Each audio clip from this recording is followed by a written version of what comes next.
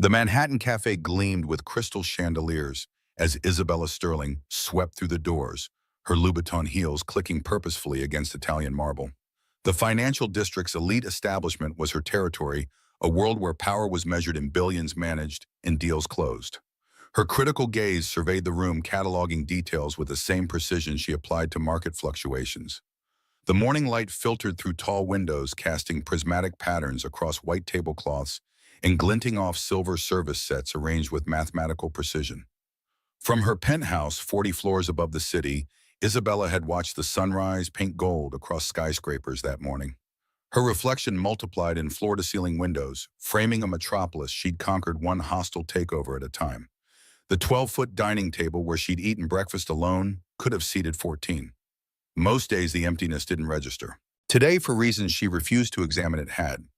She'd stood there longer than usual, coffee cooling in a handcrafted porcelain cup, worth more than what most people earned in a day, wondering what exactly she was looking at, the city or the woman who owned a piece of it.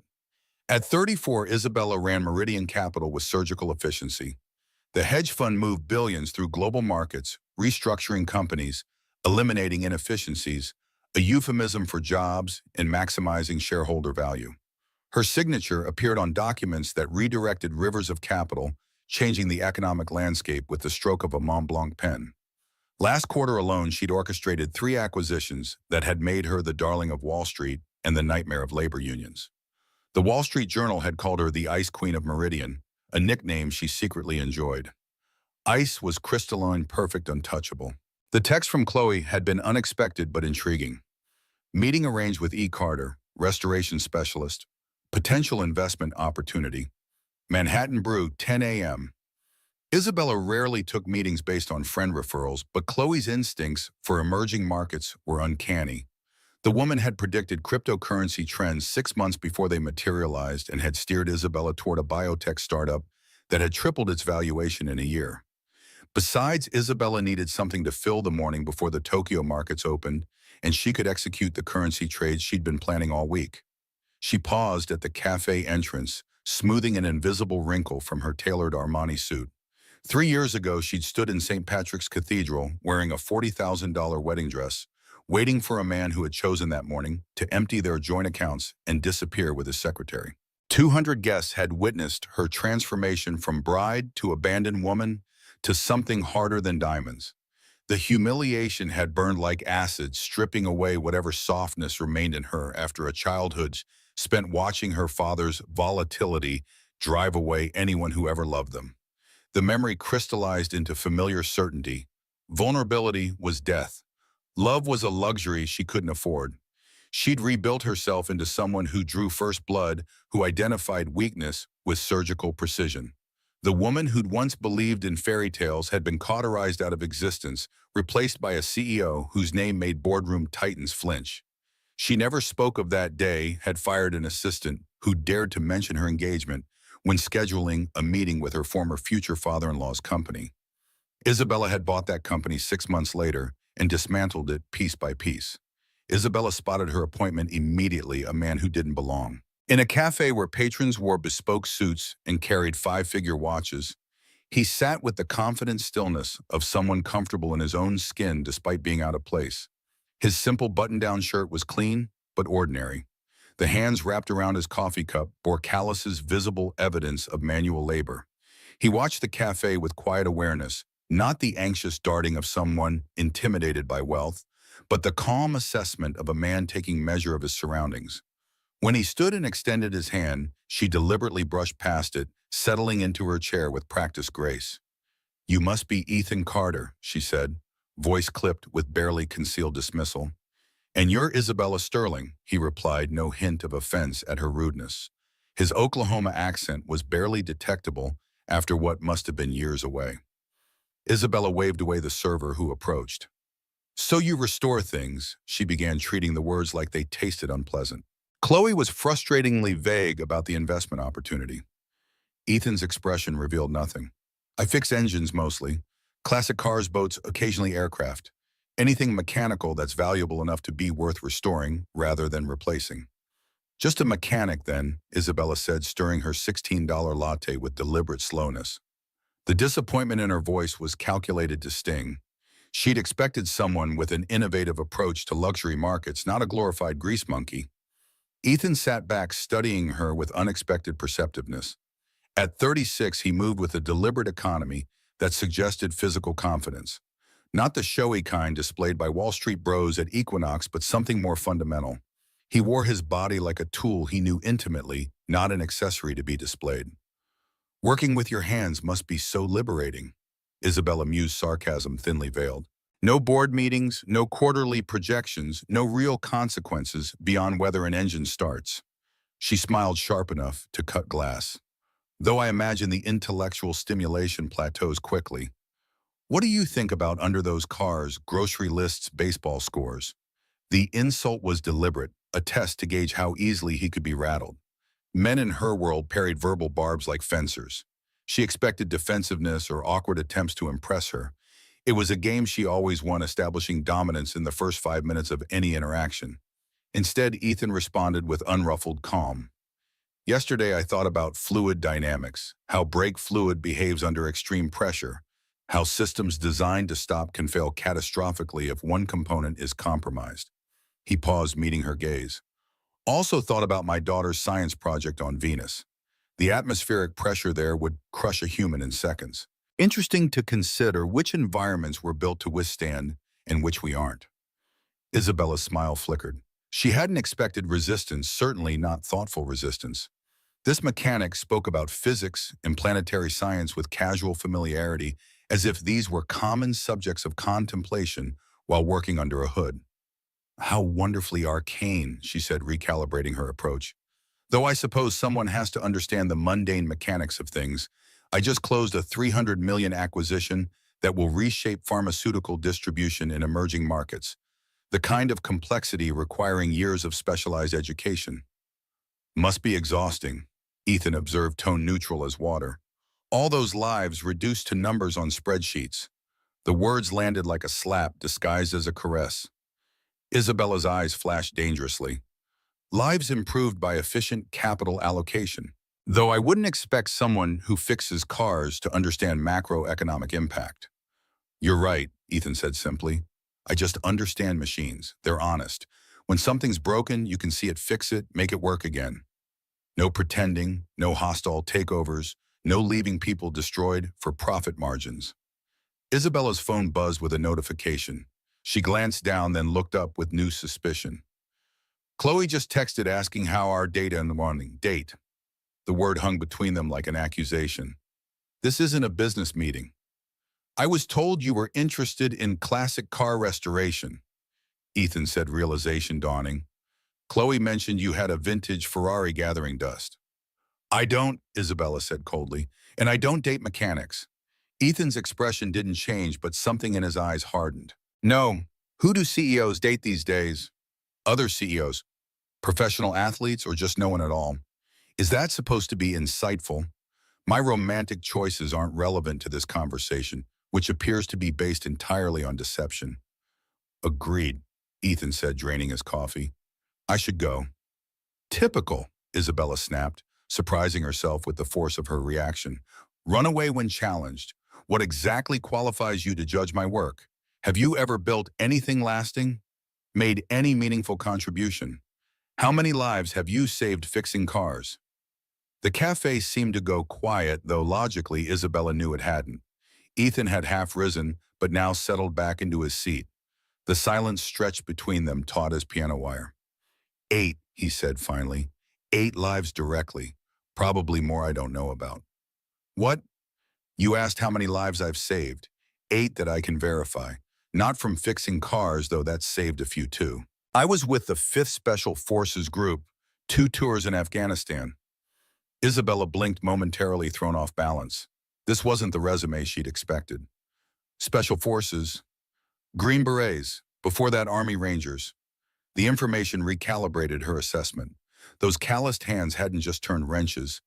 They'd held weapons, treated wounds, carried comrades. The steady gaze measuring her wasn't just that of a mechanic, but of someone who'd made life and death decisions under circumstances she couldn't imagine. The calm confidence wasn't arrogance. It was earned through experiences she'd only seen in movies. Rather than acknowledge her misjudgment, Isabella doubled down.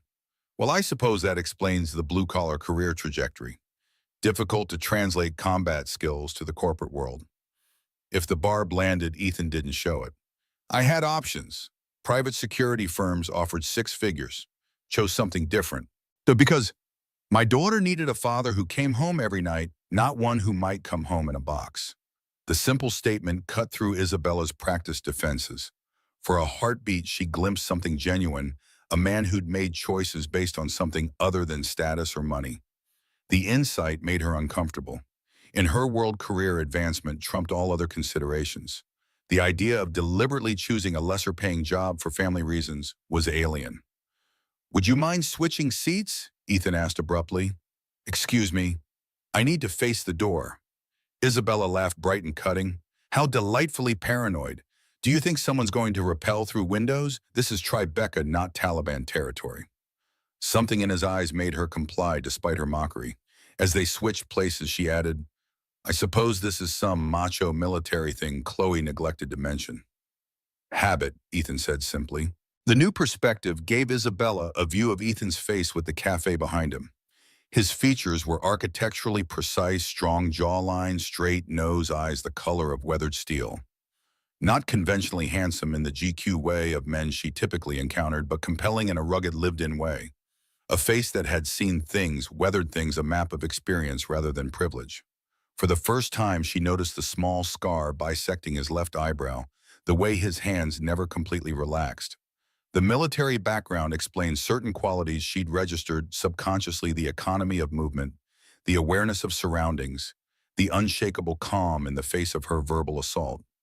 "So you were some kind of war hero, and now you fix rich people's toys?" Isabella said, still probing for weakness. "Quite the career change." "I fix engines," Ethan corrected. "Sometimes they belong to rich people. Sometimes to a single mom who needs her car to get to work. I don't discriminate based on bank accounts." The subtle dig wasn't lost on Isabella. "And your daughter, she's happy with a father who smells like motor oil." Something softened in Ethan's expression. "Lily's 7. She thinks it's cool that I can take apart an engine and put it back together. Likes to hand me tools, ask questions about how things work." "How Norman Rockwell," Isabella said, but the sarcasm felt forced. "What about her mother?" "Sarah and I divorced 4 years ago. She remarried last year. Good guy teaches high school science. They have weekend custody." Isabella wanted to ask what had broken the marriage: PTSD, infidelity, the adjustment to civilian life, but recognized the impulse as unexpectedly personal. Instead, she redirected. "Chloe has some explaining to do.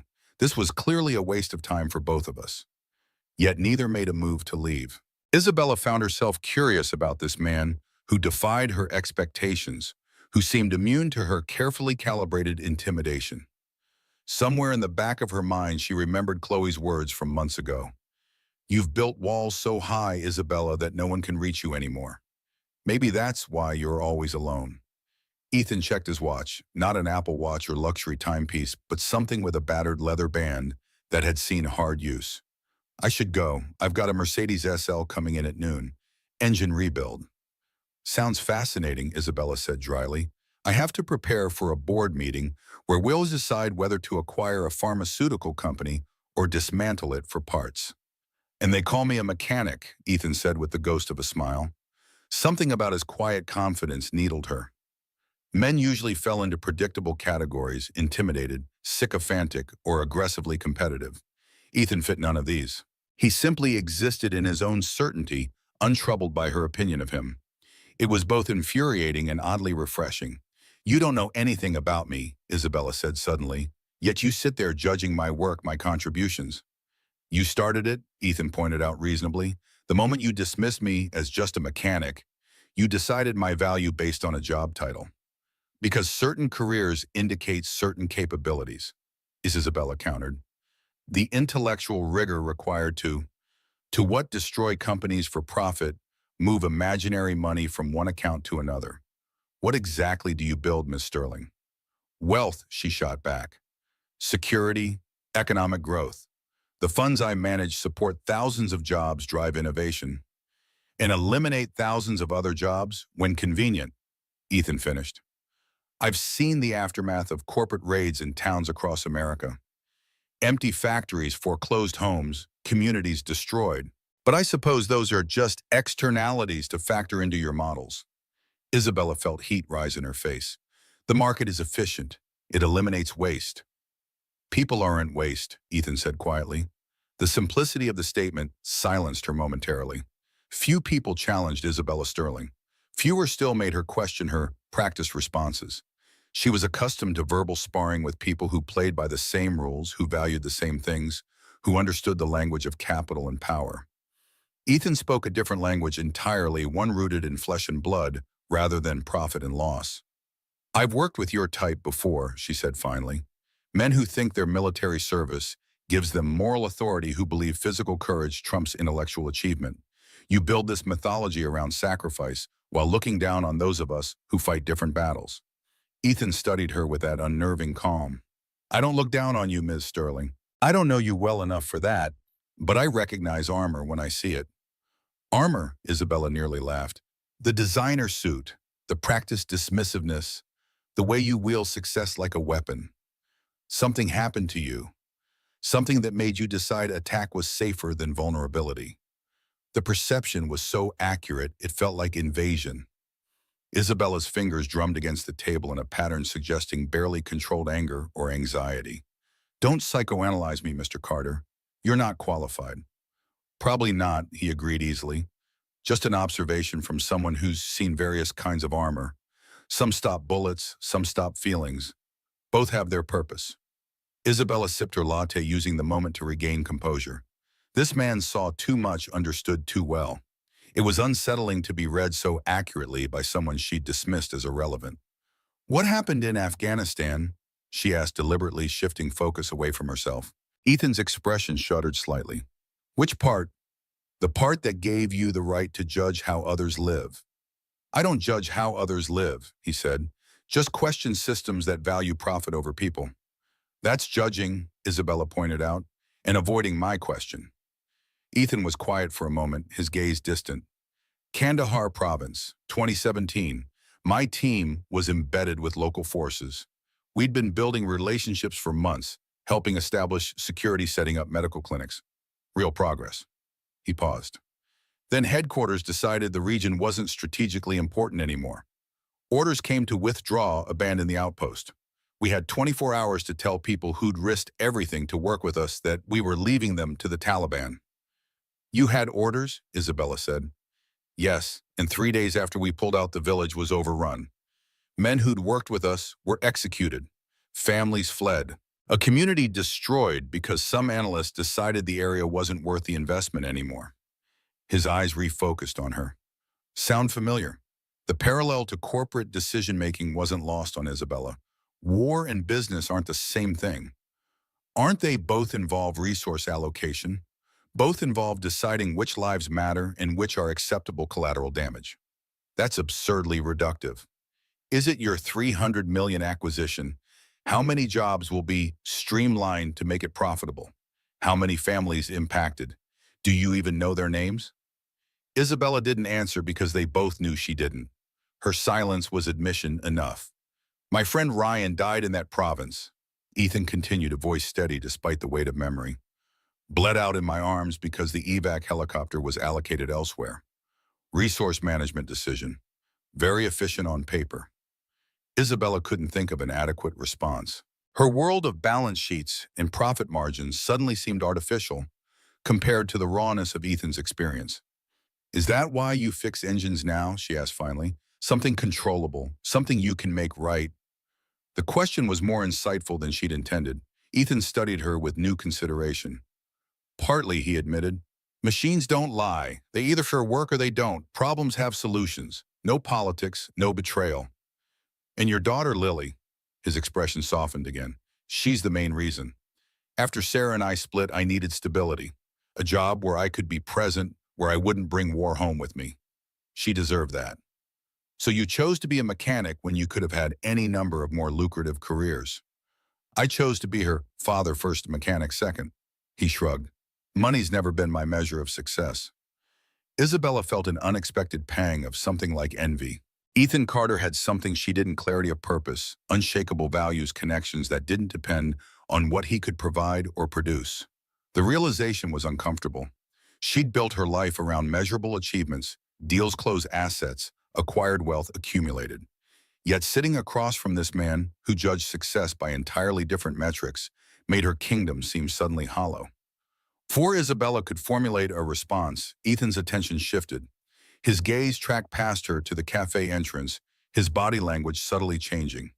Nothing dramatic, no sudden tension or alarm, just a heightened awareness like a radio tuning to a clearer frequency. Three men entered the cafe, moving with what looked to Isabella like ordinary casualness. They separated, taking seats at different tables. Nothing about them seemed particularly noteworthy. They wore unremarkable clothes, carried no obvious weapons, displayed no threatening behavior. Yet Ethan's attention remained fixed, his body language signaling alert readiness. "What?" Isabella asked, noting his change in demeanor. "Probably nothing," Ethan said, but his eyes continued scanning the room, noting exits, calculating distances. His hand found his phone, thumb positioned over the emergency call button. Isabella rolled her eyes.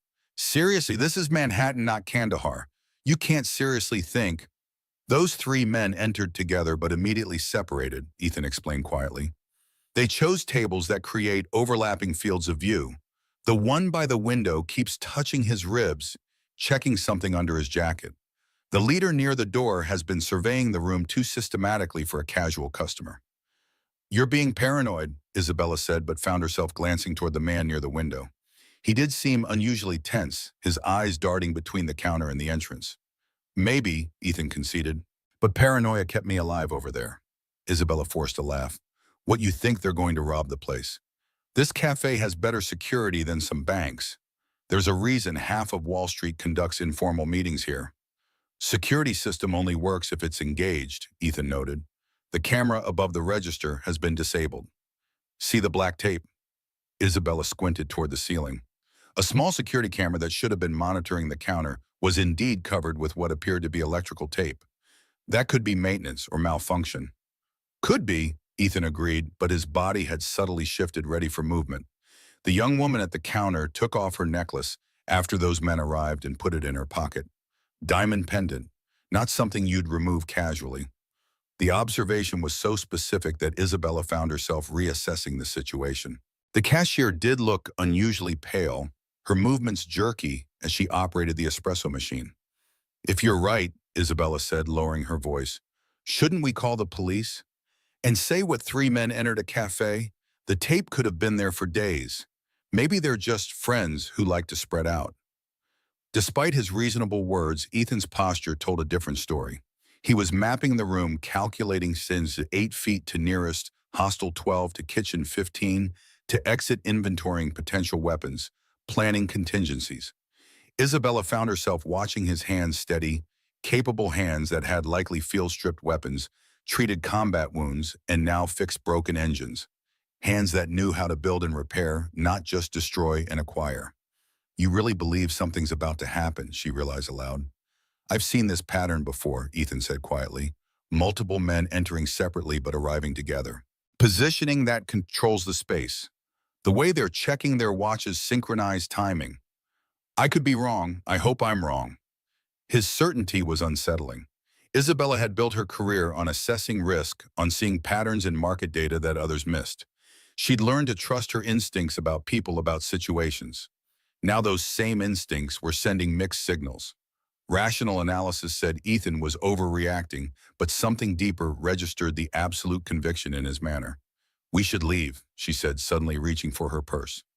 "Not yet," Ethan cautioned. "If they are planning something, sudden movement draws attention. Better to wait for—" The college-aged waitress approached the three men's tables, her tray balanced precariously as she navigated between customers. The universe held its breath. Then she stumbled, maybe over a bag strap, maybe over nothing at all. The tray crashed down, coffee spreading like blood across marble.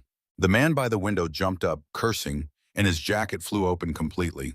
The black polymer frame of a handgun was clearly visible in a shoulder holster. For a suspended moment, the cafe froze, patrons processing what they'd seen, the armed man realizing his weapon was exposed, his companions registering the failed plan. Ethan's hand shot across the table, gripping Isabella's wrist with surprising strength. "When I move, you go low and left toward the kitchen," he said, voice carrying new authority. "Don't hesitate. Don't look back." Isabella started to respond to dismiss his dramatics when three guns appeared simultaneously. The men moved with the coordination of those who'd planned this moment in detail. "Everyone on the ground. This is a robbery. Nobody moves. Nobody dies." The leader's voice cracked with adrenaline, revealing his youth, maybe 25 too young for the weight in his eyes. Isabella's mind, that beautiful machine that could process market fluctuations and hostile takeovers, simply stopped. The gun pointed at the ceiling looked impossibly large, impossibly real. Her body wouldn't respond to commands. She'd negotiated billion-dollar deals, crushed competitors, built an empire from spite and ambition. None of it mattered now. She was 7 years old again, hiding in her closet while her father raged downstairs, helpless and small and terrified. Ethan moved before thought, his hand pulling her down and under the table with enough force to send her designer heels skittering across marble. His body positioned itself between her and the gunman, a human shield she hadn't asked for and didn't deserve. "Stay down," he commanded, his voice different now, not the gentle mechanic or patient father, but something forged in places where orders meant survival. "Don't look at them. Don't be memorable. Control your breathing. In for 4, hold for 4, out for 4. Do it now." His own breathing had already shifted, oxygen flooding his system for what was coming. The familiar cocktail of adrenaline and absolute calm washed through him. Time dilated the way it always did before violence. He could see everything, the tremor in the youngest gunman's hand, suggesting first-time nerves, the wedding ring the leader kept touching, like a talisman, the track marks barely visible on the third man's forearm. These weren't professionals. They were desperate men about to make an irreversible mistake. The nearest gunman, the one with track marks, was harassing an elderly couple, yanking the woman's purse hard enough to send her sprawling. Her cry of pain made him laugh high and manic. "That's right, Grandma, hand it all over." He was 6 feet away now, close enough that Ethan could smell the sour sweat of withdrawal, see pupils contracted to pinpoints. An addict robbing for a fix was unpredictable, but vulnerable, reaction times compromised, peripheral vision narrowed. Isabella pressed herself against the floor, feeling cold marble through her silk blouse. She could see Ethan's hand around the water pitcher on their table fingers, testing its weight with the same precision she used evaluating portfolios. There was no hesitation in his movements, no fear, just calculation. She watched him breathe steady as a metronome, while her own breath came in panicked gasps that made her dizzy. The world had narrowed to this moment, this danger, this man who was suddenly the only barrier between her and chaos. For the first time in her carefully controlled existence, Isabella Sterling was completely at the mercy of forces beyond her influence. No amount of money, power, or business acumen could affect what happened next. And what happened next was Ethan Carter, the man she'd dismissed as just a mechanic, transforming into something else entirely, a warrior who moved with lethal precision as the closest gunman came within striking distance. Chaos erupted in the Manhattan Cafe as gunshots shattered the morning calm. Fine china exploded against marble floors, shards glittering like deadly diamonds beneath the crystal chandeliers. Screams punctuated the cacophony as patrons dove under tables clutching bags and loved ones. Beneath the overturned table, Isabella's breath came in shallow gasps. The careful control she'd maintained throughout her life had deserted her completely. Wall Street titans cowered alongside baristas, all equalized by fear. Money, power, connections, none mattered with guns in play. "Focus on my voice," Ethan whispered, his body still positioned between her and danger. "Breathe with me. In for 4, hold for 4, out for 4. His calm was inhuman, almost mechanical. Isabella struggled to match his rhythm, her heart hammering against designer silk. Her vision had narrowed to a tunnel periphery, darkening with each ragged breath. "That's it," Ethan encouraged, never taking his eyes off the room. "Control your breathing, control your mind." The addicted gunman, Marcus, she'd heard the leader call him, paced near the elderly couple he'd terrorized. The woman lay on the floor, a thin line of blood trickling from where she'd hit her head. Her husband knelt beside her, hands trembling, as he tried to stem the flow with a napkin. His wedding ring caught the light, 60 years, maybe more of life, shared now threatened by a man with track-marked arms and desperate eyes. "Please," the old man begged.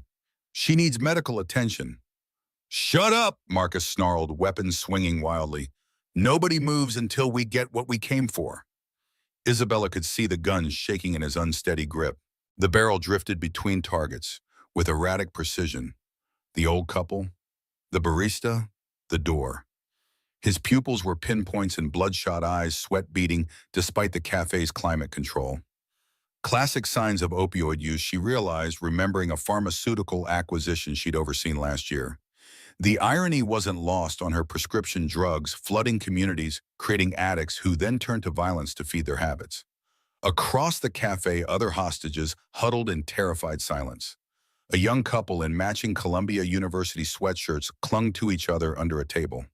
A Wall Street type Isabella recognized from CNBC interviews had abandoned his usual arrogance, his face ashen as he stared at the floor. The barista who'd served them earlier was crouched behind the counter, hands visibly shaking as she clutched her phone, probably trying to text for help without being seen. Above it all, the cafe's signature chandeliers continued to sparkle, indifferent to the human drama unfolding beneath them. Sunshine streamed through tall windows, creating a surreal contrast between the beauty of the setting and the ugliness of the situation. Ethan's attention had zeroed in on Marcus. "Listen carefully," he whispered to Isabella, never breaking visual contact with the gunman. "When I move, you go for the kitchen. Stay low, use the counter for cover. There's a service exit at the back." Isabella's eyes widened. "You're going to do something." It wasn't a question. She could see it in the coiled tension of his body, the methodical calculation in his eyes, as he noted distances, angles, opportunities. "I can take him." "I can't him," Ethan said with quiet certainty. "The pitcher is heavy enough. His reaction time is compromised." "And the others," Isabella hissed. "One problem at a time." Isabella had negotiated multi-billion-dollar deals with less strategic planning than Ethan was giving this single moment of violence. She watched as he assessed the water pitcher's weight, tested his grip, calculated trajectories, all while maintaining perfect situational awareness of every movement in the cafe. This wasn't the mild-mannered mechanic who'd sat across from her minutes ago. This was someone else, entirely a predator, whose nature had been temporarily concealed beneath civilian clothes and everyday courtesies. The transformation was absolute and terrifying. She found herself cataloging the changes. His breathing had shifted to a combat rhythm, deep and controlled. His eyes had taken on a laser-like focus, the casual posture replaced by coiled readiness. Even his voice had changed, quieter, more precise, carrying an undeniable authority that expected immediate compliance. "When I count to 3, Ethan said, voice barely audible. Isabella nodded, unable to speak. Part of her, the rational, survival-oriented part that had built her empire, screamed to stay hidden, to let others handle the danger, to protect herself at all costs. Another part, one she'd thought long dead, felt ashamed of that instinct. 1. Marcus had moved closer now, only 6 feet away, threatening an Indian businessman who refused to surrender his watch. 2. The leader remained by the door, gun trained on the ceiling, occasionally glancing out the window. The third gunman had positioned himself near the register, emptying the till. 3. Ethan moved like liquid violence, uncoiling from his position in one smooth motion. The water pitcher became a projectile hurled with devastating precision. It connected with Marcus's temple with a sickening crack that cut through the ambient chaos. The gunman dropped instantly, weapon clattering away across marble. Isabella had frozen her body, refusing the command to move. She watched in stunned horror as Ethan scooped up Marcus's fallen gun, checking the chamber with practiced efficiency. 7 years in boardrooms had taught her to read body language, to detect lies, to anticipate negotiations, to identify weakness. Nothing had prepared her for reading a trained killer's movements, for understanding the language of combat inscribed in every line of Ethan's body. Kitchen now. Ethan barked the command, bypassing her conscious mind and connecting directly with her survival instinct. Isabella scrambled toward the counter, designer heels, abandoned stockinged feet, silent on polished floors. She'd made it halfway when her ankle twisted, sending her sprawling into a display of pastries. Glass shattered. Every eye in the cafe turned toward the sound. "There!" the third gunman shouted, swinging his weapon toward her. A shot rang out, Ethan firing a warning round that forced the gunman to duck. Isabella used the distraction to lunge behind the counter, finding herself face to face with the terrified barista who'd hidden there when the shooting started. Service exit, Isabella gasped. The girl pointed with shaking hands toward a metal door partly concealed behind an espresso machine. Isabella crawled toward it, hearing more shouts, more chaos erupting behind her. Everyone stay down. The leader's voice had risen an octave, control slipping. This hero dies and then everybody else, you hear me? Isabella reached the kitchen door, fingers closing around the handle, then stopped. Something made her turn back, peering through the service window that connected kitchen and cafe. What she saw froze her blood. The leader, Tommy, had grabbed a little girl, maybe 5 years old, pressing his gun to her temple, while her mother sobbed and begged nearby. The child's face was streaked with tears, her small body shaking violently. Come out, hero, Tommy shouted. Come out or I start shooting civilians. You've got 5 seconds.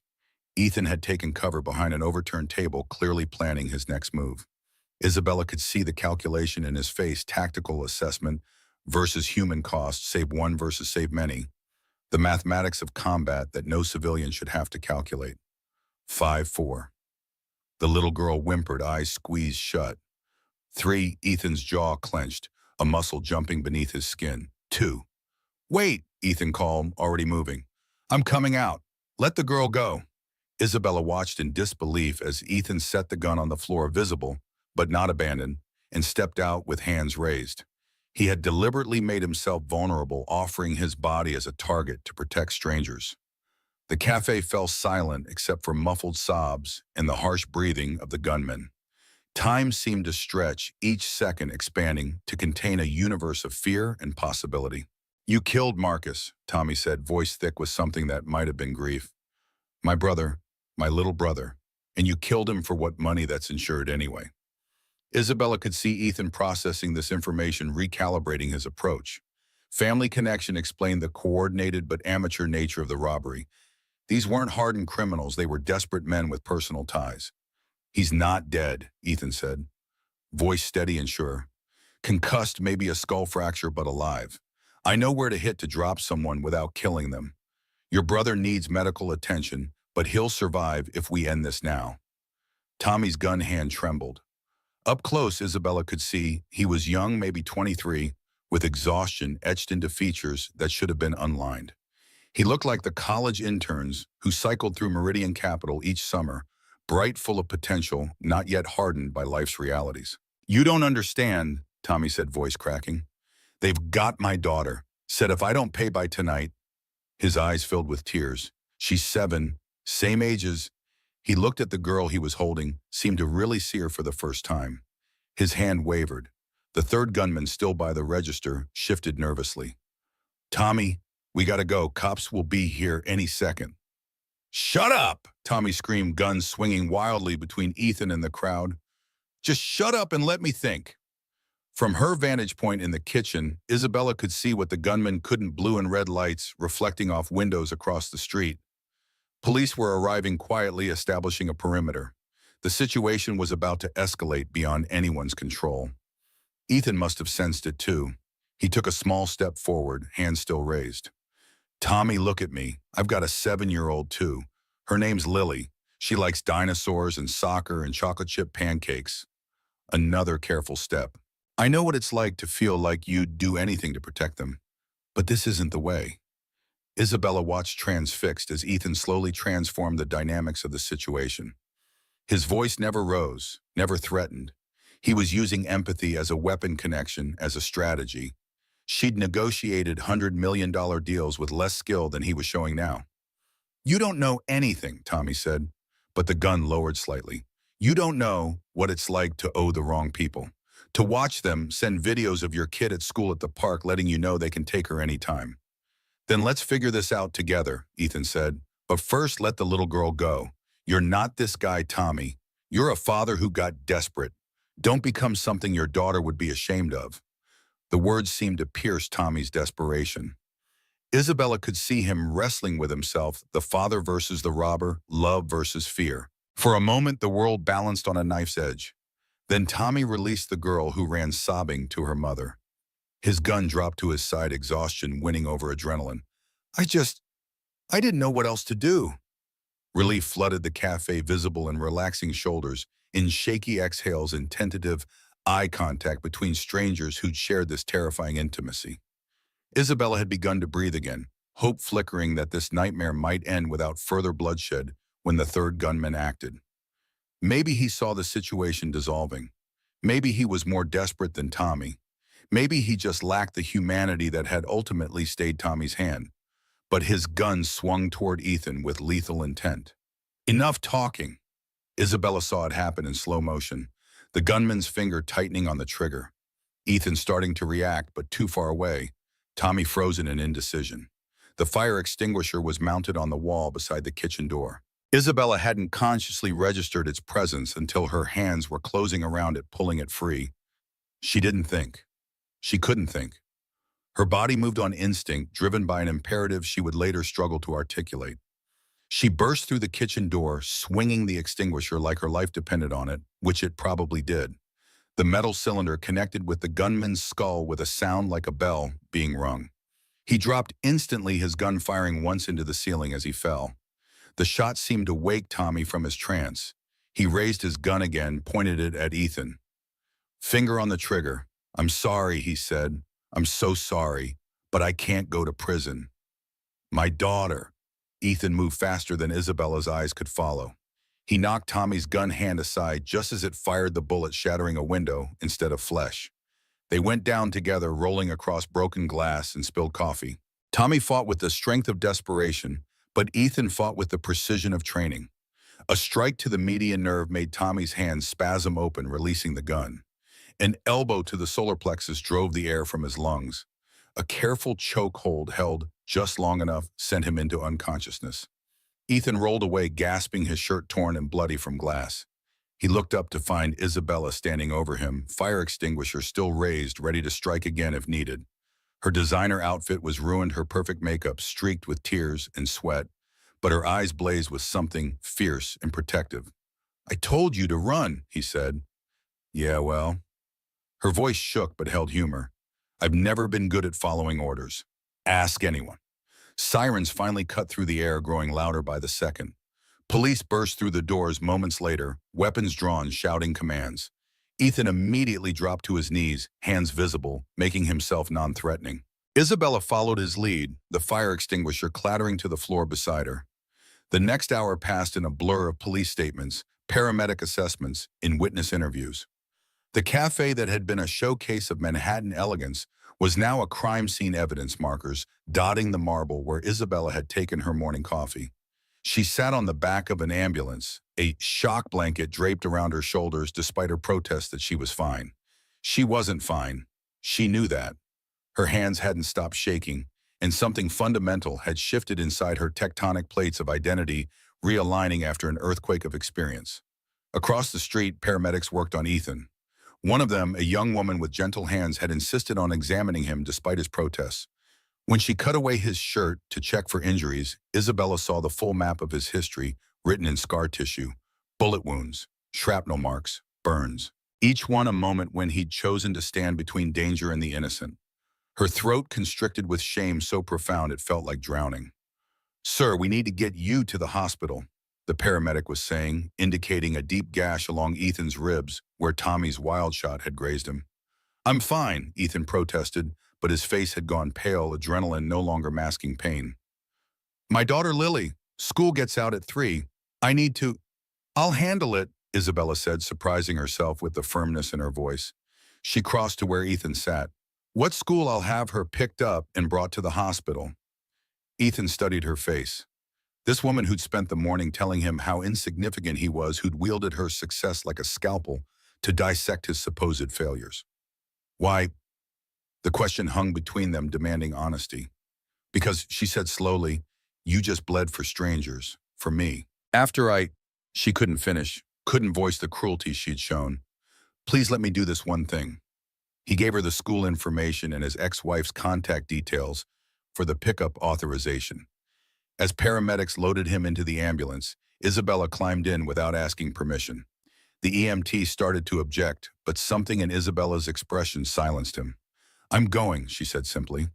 The hospital was organized chaos, trauma teams responding to gunshot victims, nurses triaging patients, families waiting anxiously for news. Isabella found herself in a role she never played, subordinate supplicant, dependent on others' expertise rather than commanding it. Ethan was taken for imaging, leaving Isabella alone in a plastic chair designed for discomfort. Her phone buzzed incessantly, executive team members wondering where she was, PR people who'd heard about the incident, market analysts tracking Meridian stock responding to her absence. She ignored them all. For the first time in years, Isabella Sterling was precisely where she needed to be, doing exactly what mattered most. The realization was both unsettling and oddly liberating. When Ethan returned, pale but stable-stitched and bandaged, he seemed surprised to find her still there. "You stayed." "I said I would." She checked her watch. "We have an hour before school dismissal. I've arranged for my driver to pick Lily up if that's okay. He's a former police officer, very trustworthy with children." Ethan nodded, wincing slightly as he adjusted his position on the hospital bed. "Thank you.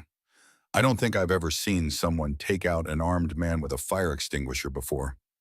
"First time for everything," Isabella said, attempting lightness she didn't feel. "Though I hope it's also the last." "Why did you do it?" Ethan asked, echoing his earlier question. "You could have run. You should have run." Isabella looked down at her hands, manicured, soft, uncalloused. Hands that signed documents, that moved digital assets that had never before been instruments of direct action. "I don't know," she admitted. "In the moment, I couldn't let him shoot you. Not after everything you'd done." "Everything I'd done was my choice," Ethan said quietly, "and helping you was mine." She met his gaze directly. "Maybe I wanted to prove something. To me, to myself." A comfortable silence settled between them, remarkable after the chaos of the morning. It was broken when a doctor entered with discharge papers and care instructions for Ethan's wound. "You're lucky," the doctor said, reviewing the charts. "Another inch to the left, and we'd be having a very different conversation." "Not luck," Ethan replied. "He wasn't aiming to kill. If he had been, we wouldn't be talking at all." The casual way he discussed his potential death sent a chill through Isabella. Ethan lived with an awareness of mortality that most civilians never developed. It colored his perspective, his choices, his entire approach to life. She wondered if that explained his clarity of purpose, his unshakable values. When you've faced death, perhaps trivialities fall away, leaving only what truly matters. After the doctor left, Ethan asked, "Did they tell you anything about Tommy and the others?" "Marcus, the one you hit with the pitcher, is in surgery. Severe concussion, but expected to recover. The third guy has a skull fracture, but stable vitals." Isabella hesitated. "Tommy's cooperating with police, telling them everything." "About his daughter?" She nodded. "Police are taking it seriously. They've contacted FBI human trafficking task forces." "Good." Ethan's expression darkened. "Those kinds of people, the ones who'd threaten a child, they're the worst kind of predators. Loan sharks, drug dealers. Could be either. Could be both. They target vulnerable people, create debts that can never be repaid, then use them as pawns." Ethan's hands clenched into fists. "I've seen it overseas, warlords using children as leverage. Didn't expect to find the same tactics in Manhattan. Evil wears different clothes in different places," Isabella said quietly. "But it's recognizable once you know what to look for." Ethan studied her with newfound curiosity. "That's surprisingly insightful." "I'm not completely heartless," Isabella replied, a hint of her earlier sharpness returning, "despite what you might think." "I don't think you're heartless," Ethan said simply. "I think you built walls so high you forgot how to come down from them." The observation struck uncomfortably close to home. Before Isabella could formulate a response, a nurse appeared. "Mr. Carter, there's a Detective Wilson here to speak with you." The detective was a weathered man in his 50s, with the patient eyes of someone who'd seen humanity at its worst, but hadn't surrendered hope. He nodded to Isabella, then focused on Ethan. "Mr. Carter, quite the morning you've had." "You could say that." "Witnesses say you neutralized two armed suspects single-handedly, then talked down the third. Care to explain how a mechanic develops those kinds of skills?" "3 tours with 5th Special Battalion," Ethan said evenly, "plus 2 with Army Rangers before that." The detective nodded, unsurprised. "Thought it might be something like that. Your actions saved lives today." "Ms. Sterling helped," Ethan said, nodding toward Isabella. "She's the one who took down the third gunman." Detective Wilson turned to Isabella with new assessment. That true, ma'am. I hit him with a fire extinguisher, Isabella admitted. It wasn't exactly tactical brilliance. It was exactly what was needed, the detective countered. Courage rarely looks elegant in the moment. The conversation shifted to formal statements, timing of events, descriptions of the suspects. Throughout, Isabella noticed the easy rapport between Ethan and the detective, a shared language of service and duty that transcended their different roles. About Tommy, Ethan said finally. He mentioned his daughter was being held. That's why they were robbing the place for ransom money. Detective Wilson's expression grew serious. We're looking into it. He's given us names, locations. If the child is being held, we'll find her. I'd like to help, Ethan said. The detective shook his head firmly. Absolutely not. You've done your part, Mr. Carter. Let us do ours. I have contacts, Ethan pressed, people who specialize in child recovery operations, former operators who work outside official channels when necessary. Isabella listened with growing surprise. This was yet another dimension of Ethan Carter. She hadn't anticipated connections to what sounded like private military contractors or extraction specialists. This isn't Afghanistan, Detective Wilson said not unkindly. We have protocols, jurisdiction laws. If you interfere, you could compromise the entire operation. Ethan clearly wanted to argue, but subsided, recognizing the truth in the detective's words. Keep me informed then. Please. I will. The detective handed over his card. And I'll need statements from both of you once Mr. Carter is cleared by medical. When the detective finally left, promising to return later for formal statements, Ethan sank back against the pillows, fatigue evident in every line of his body. You should rest, Isabella said. I'll wait outside. No. Ethan's voice was soft but firm. Stay, please. I'd like to know more about the woman who saved my life with office safety equipment. A reluctant smile tugged at Isabella's lips. There's not much to tell. I doubt that. You run a hedge fund, wear designer clothes like armor, and can swing a fire extinguisher with surprising force. That's already more interesting than most people I meet. Isabella settled back into the uncomfortable chair. What do you want to know? Start with why a successful CEO agreed to a blind date arranged by a friend. Doesn't seem like your style.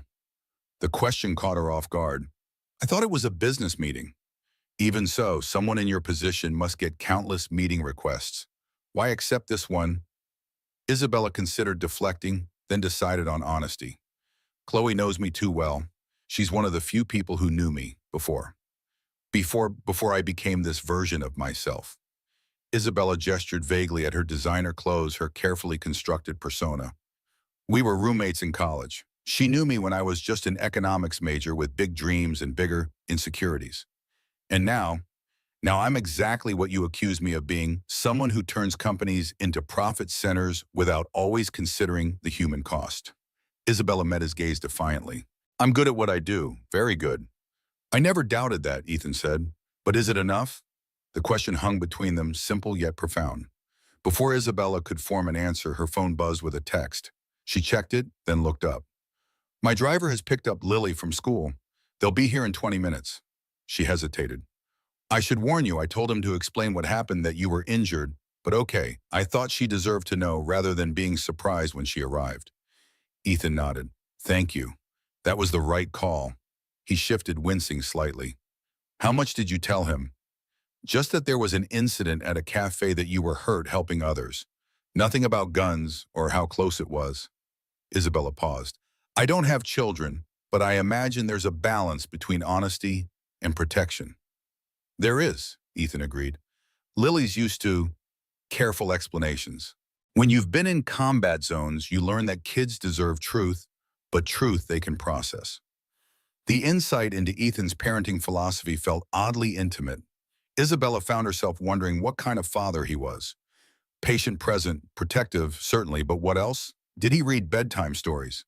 Help with homework, build science projects on the kitchen table? The questions surprised her. Isabella Sterling didn't wonder about people's personal lives. She assessed their financial positions, their negotiating weaknesses, their utility to her goals. Yet here she was genuinely curious about this man's relationship with his daughter. What will you tell her? She asked. The truth scaled to 7.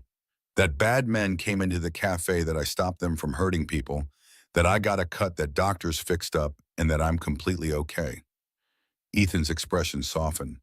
And that I met a brave lady who helped me when things got scary. You don't need to mention me, Isabella said quickly. Why not? You did something extraordinary today. I did what anyone would do. Ethan's expression turned serious. No, you didn't. Most people should have run by any rational calculation. You chose to help a stranger instead of saving yourself. That's worth acknowledging. Isabella felt heat rise in her face, uncomfortable with praise she wasn't sure she deserved. It was impulse, not courage. In my experience, impulses under fire reveal character more honestly than any amount of careful consideration. Ethan studied her with those perceptive eyes that seemed to see past her defenses. Whatever walls you've built, whatever armor you wear underneath it all, you're someone who acts when others need help. That says more about you than your job title or bank account ever could. The simple assessment cut through years of carefully constructed identity. Isabella had defined herself by acquisition of wealth, of power, of status. The idea that her worth might be measured by something as intangible as courage or compassion was foreign to her carefully ordered worldview. Before she could respond, a small voice called from the doorway. Daddy, Lily. Carter stood there, backpack clutched to her chest, eyes wide with worry. She was small for 7, with her father's steady tone and a riot of dark curls pulled into uneven pigtails. She wore jeans with grass stains on the knees and a t-shirt featuring a triceratops. Hey, sweetheart, Ethan said, his voice instantly transforming, gentler, warmer, but not falsely cheerful. Come here. Lily approached cautiously, eyeing the IV line and the hospital equipment with suspicion. Are you okay? The man said you got hurt helping people. I did, and I am. Ethan held out his hand, which Lily took immediately. Just a cut on my side. Doctors fixed it right up. Lily studied her father's face with the searching intensity unique to children. Apparently satisfied with what she saw, she nodded once. Were you being a soldier again? The question carried weight beyond its simple words.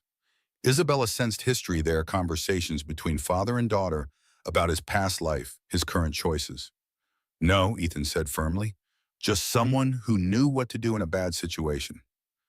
Remember what we talked about, how sometimes I notice things others don't because of my training? Lily nodded. Like when you knew that man at the park was following those kids and you made him go away. Isabella raised an eyebrow, filing away this glimpse into Ethan's everyday vigilance. Exactly like that, Ethan agreed. Today I noticed something bad might happen, and it did, but everyone's okay now. Lily's gaze shifted to Isabella, noticing her for the first time. Who are you? This is Ms. Sterling, Ethan said. She was with me when the bad things happened. She helped make sure everyone stayed safe. Lily studied Isabella with frank curiosity. You were on a date with my dad. Isabella nearly choked while Ethan coughed to hide what might have been a laugh. We were having coffee, Isabella clarified, unsure why a 7-year-old's question flustered her. Your dad and I just met today. Are you the princess lady? Lily asked, head tilted. Princess lady, Isabella echoed, confused. Daddy said he was meeting a princess today. Someone who lives in a tower and doesn't come down much. Ethan flushed slightly. I said she was successful, Lily. You said she was foul, Lily corrected with the brutal honesty of children. You said sometimes people build towers so high they forget how to come down. The innocent revelation stunned Isabella into silence. That Ethan had discussed her, or someone like her, with his daughter, had seen past her carefully constructed facade to the isolation beneath, felt like an invasion of privacy. Yet there was no judgment in his observation, only a kind of compassionate understanding that was somehow more difficult to bear than criticism. I'm not sad, Isabella said automatically, then caught herself at Ethan's knowing look. At least I don't think of myself that way. Daddy says people don't always know when they're sad, Lily informed her solemnly. Sometimes they think they're angry or busy instead. Out of the mouths of babes, Isabella thought. This child, with her dinosaur t-shirt and earnest eyes, had casually dismantled defenses that had withstood boardroom battles and billion-dollar negotiations. Your dad sounds very wise, Isabella said carefully. He is, Lily agreed with absolute conviction. He can fix anything. Cars, boats, my bike, even people sometimes. But not everything needs fixing, Lilypad, Ethan reminded her gently. Some things just need understanding. The exchange revealed volumes about their relationship, the mutual respect, the absence of condescension, the careful way Ethan validated his daughter's perspective while gently expanding it. It was parenting as Isabella had never witnessed it, not in her own childhood of neglect, punctuated by her father's volcanic rages, nor in the carefully curated Instagram feeds of her peers who used children as accessories to their perfect lives. A nurse appeared with discharge papers and final instructions. The doctor wants you to take it easy for at least a week. No heavy lifting, no strenuous activity. I have cars scheduled, Ethan began. That can be rescheduled, Isabella interrupted, surprising herself. You were injured saving lives. I'm sure your clients will understand. Some might, Ethan agreed. Others need their vehicles. People depend on their cars for work, for family obligations. The consideration was so contrary to Isabella's experience that she nearly scoffed. In her world, inconvenience was something to be outsourced or eliminated through sufficient application of money. The idea of prioritizing strangers' needs over one's own recovery seemed foolish. Yet she'd witnessed Ethan do exactly that risk himself for strangers with a courage and clarity that had humbled her. Perhaps this everyday consideration was cut from the same cloth as his battlefield heroism, a fundamental belief that others mattered, that responsibility extended beyond self-interest. I can help, she heard herself offering. I can make calls, arrange alternate transportation for your clients, explain the situation. Ethan looked genuinely surprised. You do that? Consider it repayment for saving my life. You saved mine too, he reminded her. I'd say we're even. Then consider it. Isabella hesitated, unused to offering assistance without clear benefit. Consider it a favor between friends. Are we friends, Ms. Sterling? Ethan asked, a hint of challenge in his voice. I think, Isabella said slowly, after what we've been through today, you could probably call me Isabella. A smile ghosted across his face, not the polite mask he'd worn during their initial coffee, but something genuine that reached his eyes. Isabella, then. The simple exchange felt like a contract, an acknowledgement that something had fundamentally changed between them. The carefully constructed walls that had defined Isabella's interactions, the professional distance, the calculated superiority, had been breached by shared danger and unexpected courage. As they prepared to leave the hospital, Isabella hanging back as Ethan carefully instructed Lily not to touch his injured side when they hugged, she found herself in unfamiliar territory. For years, she'd navigated the world through transaction and strategic advantage. Now she stood on the precipice of something different, a connection based not on what she could gain, but on what she had discovered about herself in this man in a moment of crisis. The realization was both terrifying and exhilarating. Isabella Sterling, who had built an empire on calculated risk, found herself contemplating the most uncertain investment of all, genuine human connection with no guaranteed return. Outside the hospital, her driver waited with the sleek company car. Ethan and Lily paused, clearly planning to call a ride service. Let me take you home, Isabella said, the words emerging before she could analyze their strategic value. It's the least I can do. Ethan hesitated. We're in Brooklyn. It's out of your way. I have nowhere urgent to be. The statement was technically false. She had a board meeting in an hour, investors waiting for her assessment of market conditions, an empire that required constant tending. Yet in this moment, none of it seemed to matter with the same urgency it had that morning. Please, Daddy, Lily asked. Her car looks fancy. Does it have a TV? Isabella smiled despite herself. No TV, but it does have heated seats and an excellent sound system. Sold, Ethan said, returning her smile. But just to be clear, this isn't a second date. The joke surprised a genuine laugh from Isabella. Definitely not. Our first one featured armed robbery and hospitalization. I'd hate to see what a second would bring. As they settled into the car, Isabella giving the driver Ethan's address, she felt something unfamiliar. A lightness, a sense of being exactly where she should be. For a woman who had spent years climbing to the top of Manhattan's literal and figurative towers, the sensation of finally coming down felt surprisingly like freedom. The drive to Brooklyn took them through a Manhattan that seemed transformed in Isabella's eyes. Streets she'd traversed thousands of times now appeared different, populated by real people with lives and struggles and valor she'd never bothered to notice. A construction worker eating lunch on a beam, a nurse hurrying between shifts, a father walking hand in hand with a toddler. All of them capable, perhaps, of the same courage she'd witnessed today, they'd all of them valuable beyond whatever economic utility her business mindset might assign them. Beside her, Lily chatted excitedly about her day at school, seemingly unfazed by her father's injury now that she'd verified his well-being for herself. Her conversation jumped from dinosaur facts to playground politics to a science project about volcanoes, all delivered with the passionate intensity of a 7-year-old. Ethan listened with genuine interest, asking questions that demonstrated this was their normal pattern of interaction.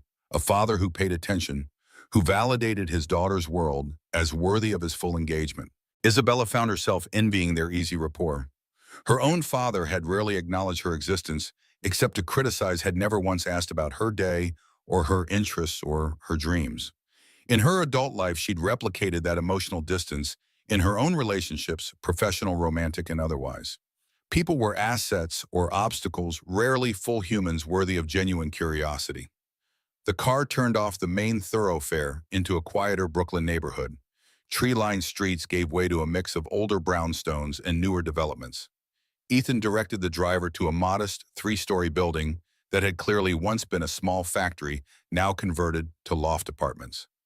"This is us," he said as the car pulls to the curb. "Thank you for the ride, and for everything else today."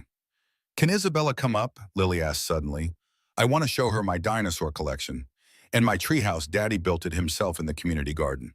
Isabella opened her mouth to refuse politely, board meeting, market updates, conference calls, all demanding her attention, but found herself saying, "I'd like that if your dad doesn't mind." Ethan looked surprised but pleased. "You're welcome to come up. Though I should warn you, Lily's dinosaur collection currently occupies approximately 60% of our living space." 63%, Lily corrected seriously. "I measured." Isabella found herself genuinely smiling, the expression feeling foreign on her face.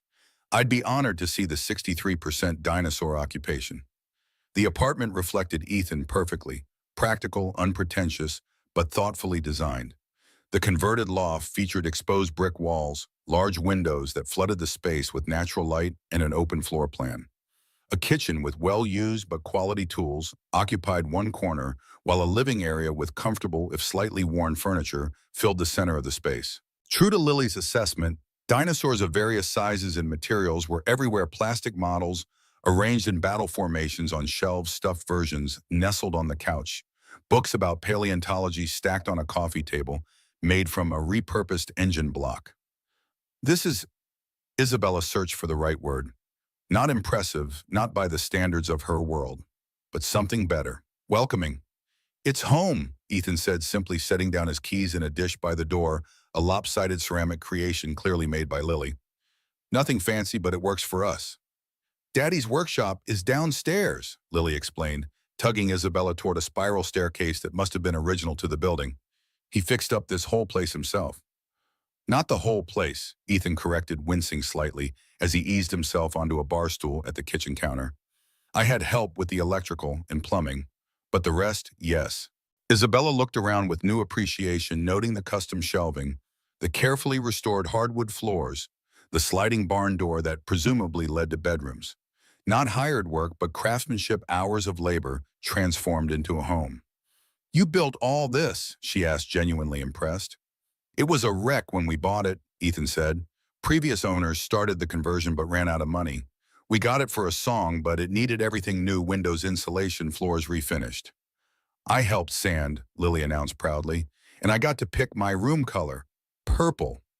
"Of course purple," Isabella agreed seriously. "The only logical choice." Lily beamed at this validation from an adult who clearly understood important matters. "Want to see my dinosaurs now?" For the next 20 minutes, Isabella received a comprehensive education on the evolutionary history of dinosaurs, the difference between theropods and sauropods, and why, in Lily's expert opinion, the Triceratops was the most underrated dinosaur ever. Isabella listened with a degree of attention she usually reserved for market analyses, asking questions that delighted Lily with their specificity. She found herself genuinely engaged, not just performing interest, as she often did in social situations. From his position in the kitchen, where he was preparing tea, Ethan watched the interaction with barely concealed surprise. This was not the cold CEO who had dismissed him hours earlier. This was someone else, someone attentive, present, capable of genuine connection. When Lily finally exhausted her dinosaur knowledge and ran off to change out of her school clothes, Isabella joined Ethan in the kitchen. "You're good with her," he observed, sliding a mug of tea across the counter. "She makes it easy," Isabella said. "She's remarkable." "She is," Ethan agreed, pride evident in his voice. "Though I might be biased." Isabella sipped the tea, allowing the warmth to seep through her. The day's adrenaline was finally wearing off, leaving bone-deep exhaustion in its wake. Yet she felt strangely reluctant to leave this apartment with its dinosaurs and homemade furniture and evidence of a life well lived. "I should go," she said, finally not moving. "I've imposed enough." "You haven't imposed," Ethan countered. "If anything, I think Lily's thrilled to have a captive audience for her paleontology lectures." Isabella smiled but grew serious. "What happens now? With Tommy's daughter, I mean." Ethan's expression darkened. "If the police find her, she gets rescued. If they don't—" He trailed off, but Isabella could fill in the blanks. If official channels failed, Ethan had other resources, those contacts he'd mentioned to the detective. "Is there anything I can do?" she heard herself asking. Ethan studied her for a long moment. "Maybe. Your world and the kind of people who do this, they overlap sometimes. High finance, money laundering, organized crime. They all intersect." It was Isabella's turn to be surprised. "You think I might know the people holding Tommy's daughter?" "Not directly," Ethan clarified, "but you might have access to information that could help identify them. Banking records, transfer patterns, property holdings. The kinds of things that would be invisible to police, but visible to someone who works with capital flows." The request was both unexpected and logical. Isabella's work gave her insights into financial patterns that law enforcement often missed. She'd occasionally assisted regulatory investigations, though usually only when Meridian's interests aligned with cooperation. "I need more information," she said cautiously. "Names, businesses, transaction patterns to look for." "I can get them," Ethan said. "Tommy will talk to me. We shared something back there, father to father." Isabella nodded slowly. "If you can get me specifics, I can run traces through our systems." Discreetly. "Thank you." The simple words carried weight. "I don't want another child growing up without a father because he made one desperate mistake." The sentiment reminded Isabella how differently they viewed the world. In her reality, actions had consequences. Markets punished inefficiency, and people received what they deserved. Ethan lived by a different code, one that valued redemption over retribution, that saw people as worthy of second chances. "I should really go," Isabella said again, this time standing. "I've already missed a board meeting and 2 investor calls." "Life-threatening danger is a pretty good excuse," Ethan pointed out. "Not in my world," Isabella replied with a wry smile. "In finance, the only acceptable emergency is a market crash." Ethan walked her to the door, moving carefully to avoid pulling his stitches. At the threshold, Isabella paused suddenly, awkward. How did one say goodbye after the day they'd shared? A handshake seemed absurdly formal, yet anything more familiar would be presumptuous. "Thank you," she said finally, "for saving my life, for showing me." She gestured vaguely, unable to articulate the seismic shift in her perspective. "Thank you for saving mine," Ethan replied simply, "and for helping with Lily. That meant a lot. She's special. You've done a wonderful job with her." "I try." He hesitated, then added, "I meant what I said before. You are welcome here anytime, if you ever want to come down from that tower." The reference to Lily's princess comment made Isabella smile despite herself. "I might take you up on that. My tower gets lonely sometimes." The admission surprised them both. Isabella hadn't meant to reveal that much, yet the words felt right when spoken, a small truth offered as payment for the day's larger revelations. "Goodbye, Ethan Carter," she said, extending her hand. He took it, his calloused palm warm against her manicured fingers. "Goodbye, Isabella Sterling. Until next time." "Next time," she agreed, not quite believing there would be one, yet hoping all the same. As her car pulled away from the curb, Isabella looked back to see Ethan and Lily framed in the doorway of their building, the father with his careful stance protecting injured ribs, the daughter with her dinosaur t-shirt and unruly curls. They made a picture of something Isabella had never experienced, a home built on more than possession, on more than acquisition, a home built on care. She turned away, throat unexpectedly tight, and instructed her driver to take her back to Manhattan. Back to her penthouse, with its floor-to-ceiling windows and 12-foot dining table where she ate alone. Back to the empire she'd built from spite and ambition and calculated risk. But as the Brooklyn Bridge carried her toward the familiar skyline, Isabella knew something had changed. The tower she'd constructed no longer seemed like protection, but like prison. And for the first time in years, she found herself wondering if there might be another way to live, not defined by what she owned or controlled, but by what she might give, by who she might become if she found the courage to climb down and stand on level ground with others. It was a terrifying thought. And yet, after facing actual terror and finding herself equal to it, Isabella Sterling felt ready to face this new fear as well. The fear of connection, of vulnerability, of a life measured in more than market gains. Her phone buzzed with yet another message from her executive team, demanding her presence, her decisions, her return to the role she'd crafted so carefully. Isabella silenced it without reading the text, watching instead as Manhattan's towers drew closer, no longer seeing them as monuments to power, but as potential prisons for those who built them. Isabella stood outside the red brick elementary school, feeling oddly nervous as she checked her watch again. Her driver waited discreetly at the curb, the sleek black car, looking out of place among the minivans and SUVs lining the street. Though she'd organized multi-billion-dollar acquisitions with less anxiety, something about this simple task, picking up a 7-year-old girl she'd never met, had her stomach in knots. The final bell rang, and moments later the doors burst open, releasing a flood of children into the schoolyard. Isabella straightened, scanning the crowd for a small girl with dark curls who would match the photo Ethan had texted from his hospital bed.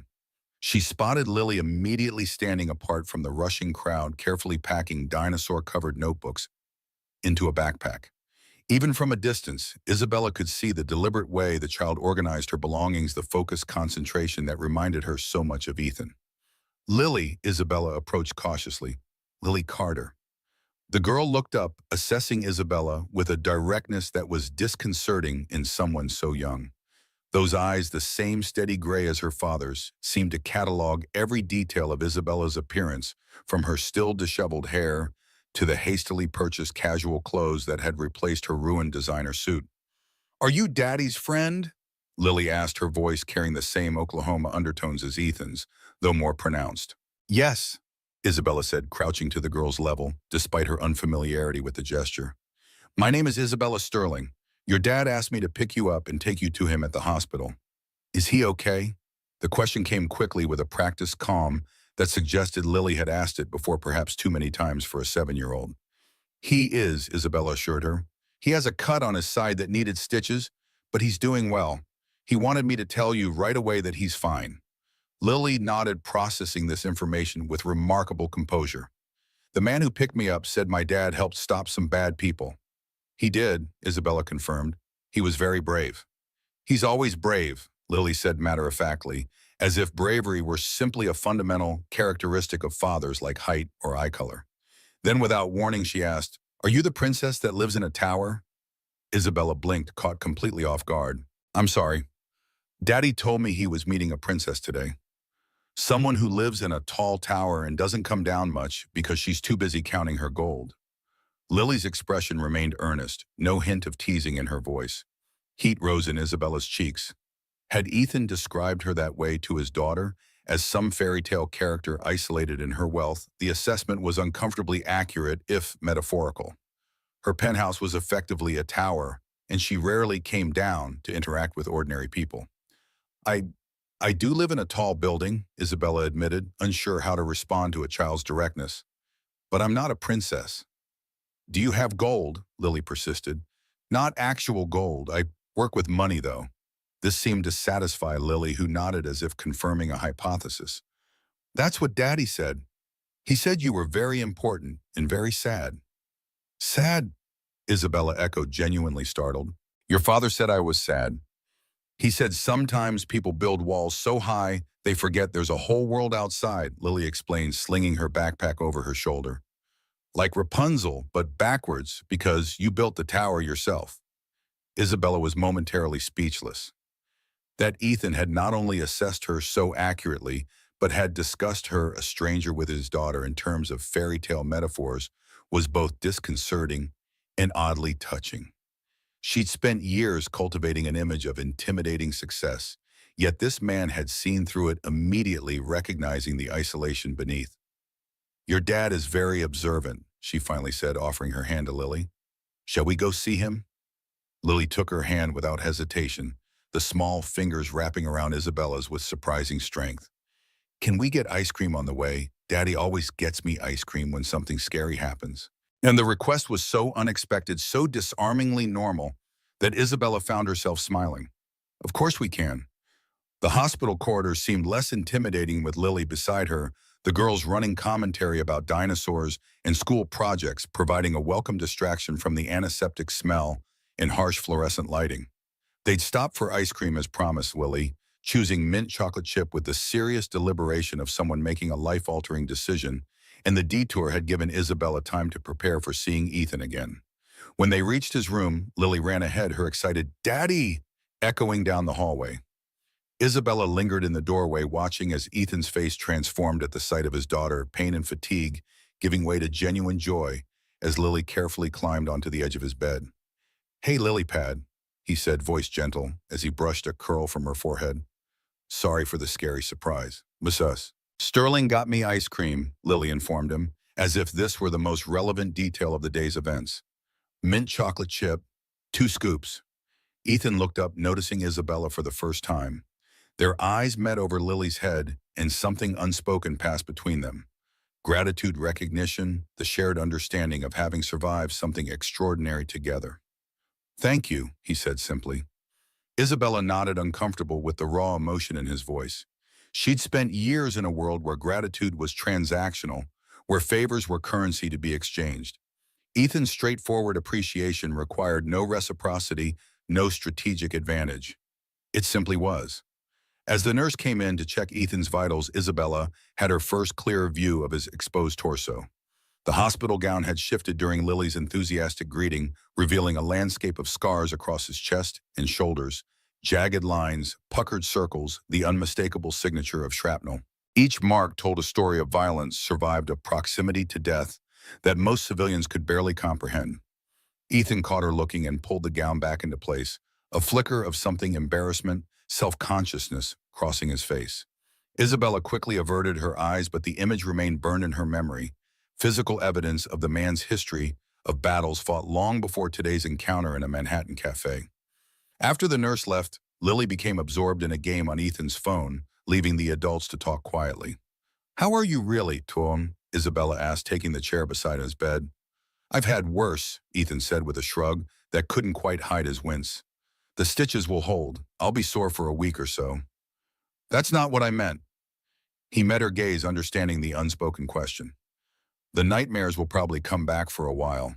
They always do after incidents." "Nightmares," she prompted gently. Ethan glanced at Lily to ensure she wasn't listening before answering. "From Afghanistan, combat PTSD, I've got it mostly under control these days, but fresh trauma tends to resurrect things." "I'm sorry," Isabella said, the words feeling inadequate. "Don't be, it's manageable. I have techniques." His expression turned wry. "I'll probably take apart and rebuild a few engines at 3 a.m. this week. Mechanical work helps, gives my hands something to do while my mind processes." Isabella considered the discipline required to channel trauma into productive action, rather than destructive behavior. It spoke to a resilience she'd never had to develop. Her own traumas had been emotional rather than physical. Her responses focused on building fortifications rather than healing wounds. "I didn't know," she said softly, "about the scars, about what you'd been through." "Most people don't," Ethan replied. "It's not something I advertise. The garage clients just see a mechanic. Lily's teachers see a single dad. The neighbors see a guy who fixes things." He paused. "But I'm still hyper-vigilant. Still check exits everywhere I go. Still calculate threat assessments automatically. Like today, you knew something was wrong before anyone else did. Pattern recognition, once you've seen certain configurations, certain behaviors, you can't unsee them." His voice remained steady, but his eyes had darkened with memory. "It's both a curse and a blessing. It kept us alive today, but it also means I never fully relax. The admission felt intensely personal, a glimpse behind defenses as carefully constructed as her own, if different, in nature. Isabella was struck by the realization that this man whom she dismissed hours ago as a simple mechanic carried complexities and depths she hadn't bothered to imagine. "I was wrong about you," she said abruptly. "This morning I was cruel, dismissive. I judged you based on preconceptions that were completely false." "You weren't entirely wrong," Ethan countered. "I am just a mechanic. That part's true. I fix engines for a living. I have grease under my fingernails most days. I don't have a college degree or a corner office." "But you're so much more than your job title," Isabel insisted. "Unlike me." The last part slipped out unbidden, a confession she hadn't intended to make. Ethan studied her with those perceptive eyes. "Is that how you see yourself, as nothing more than OCO of Meridian Capital?" Before Isabella could respond, Detective Wilson appeared in the doorway, his weathered face grave. "Mr. Carter, Miss Sterling, may I have a word?" Ethan nodded to Lily, who was still absorbed in her game. "Let's step outside." In the hallway, the detective's expression confirmed bad news before he spoke. "We've identified the organization holding Tommy's daughter.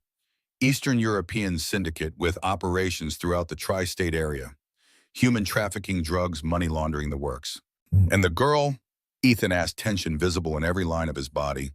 "We believe she's being held at a property in New Jersey, but we've hit bureaucratic roadblocks.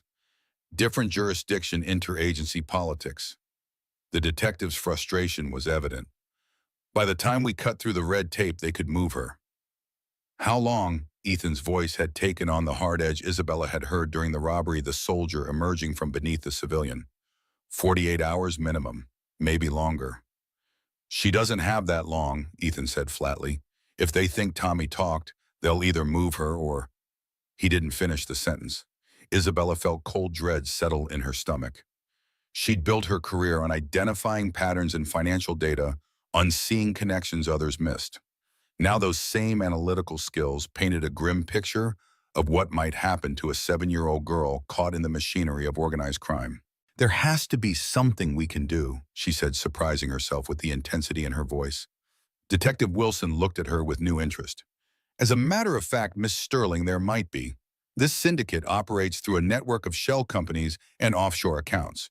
We've been trying to map their financial structure for months without success." "Financial structure is my specialty," Isabella said, mind already racing through possibilities. "Give me the names you have, any transaction patterns, property holdings. I can trace them through systems the police can't access." "That would be extremely helpful," the detective acknowledged. "But I have to warn you, these people are dangerous. If they discover you're investigating them—" "I know how to be discreet," Isabella assured him. "I'll run everything through Meridian's secure servers. These kinds of traces won't raise flags if they appear to be routine investment research." Ethan had been watching the exchange with growing interest. "If Isabella can identify their financial networks, my contacts can help with the extraction once we pinpoint the location." "Your contacts?" Isabella questioned. "Former operators," Ethan explained. "Private security contractors now. They specialize in delicate situations." The detective looked uncomfortable. "Mr. Carter, I can't officially endorse anything outside legal channels." "Understood," Ethan said evenly, "but unofficially—" Detective Wilson hesitated, then nodded slightly. "Unofficially, I'd hate to see bureaucracy cost that little girl her life or freedom. Just keep me informed." As the detective walked away, Isabella turned to Ethan, reevaluating him yet again. "You have contacts who can perform extraction operations. What exactly did you do in Afghanistan?" "That's classified," Ethan said with a ghost of a smile. "But let's just say I've worked with teams that specialize in recovering high-value targets without official recognition." Isabella shook her head, amazed at how completely she'd misjudged this man. "And now you fix cars." "Now I fix cars," he agreed, "and raise my daughter, and occasionally help friends when specialized skills are needed." "Are we friends, Mr. Carter?" Isabella asked, echoing his earlier question to her. His expression softened. "After today, I think we might be." 3 days later, Isabella sat across from Ethan at a small table in the newly reopened Manhattan Brew. The cafe had undergone a rapid renovation, erasing all physical evidence of the violence that had occurred there.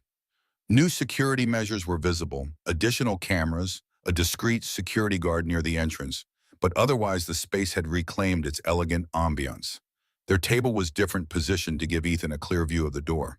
Isabella had requested it specifically, understanding now his need for situational awareness. They'd both ordered tea rather than coffee, a small acknowledgement of shared dislike discovered during their hospital conversation. "Any news?" Ethan asked quietly, his fingers drumming a subtle rhythm against the table. Isabella nodded, keeping her voice low. "I've traced their financial network. 6 shell companies, funneling money through Cyprus, the Caymans, and finally to a real estate holding company in New Jersey. Properties: 3, a warehouse near the port, an office building in Newark, and a private residence in Alpine." She slid her phone across the table, displaying satellite images of the locations. "Based on utility usage and security systems, I think the Alpine property is where they're keeping her." Ethan studied the images with the focused intensity she'd come to recognize as his operational mindset. High-wall security gate, minimal traffic. Isolated enough for privacy, upscale enough that neighbors don't ask questions. It fits their pattern. "My analysis exactly," Isabella agreed. "I've been monitoring their communications through their financial platforms. Something big is happening tonight. Multiple cash transfers, initiated, private flights booked. They're preparing to move."